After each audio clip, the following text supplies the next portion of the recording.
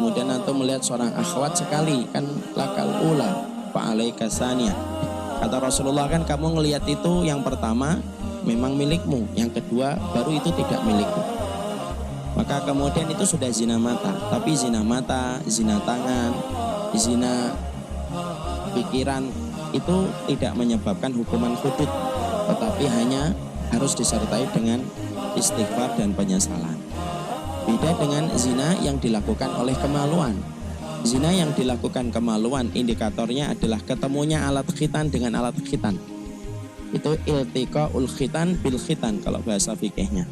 Kalau ketemunya alat khitan dengan alat khitan, maka itulah yang terjadinya zina. Nah, para ulama itu detail membahasnya, dan saya tidak mau menjelaskan detail.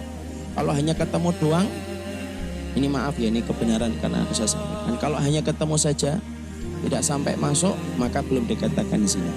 Tapi kalau sampai masuk kepada seluruh dari bagian dari kemaluan seorang khitannya laki-laki, maka itulah yang disebut dengan zina. Maka zinanya khitan dengan khitan itu zina yang berkonsekuensi hukuman hudud. Kalau baru sekali dia melakukan, hukumannya dicambuk 100 kali dengan batang yang keras, yaitu kayu yang keras.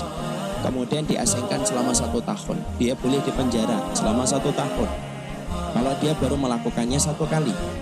Tapi kalau dia sudah menikah, ataupun dia sudah bercerai, ataupun kemudian dia sudah pernah melakukan dan sudah pernah dicambuk 100 kali, maka dia saat itu sudah bergelar menjadi muhsan. Muhsan itu apa?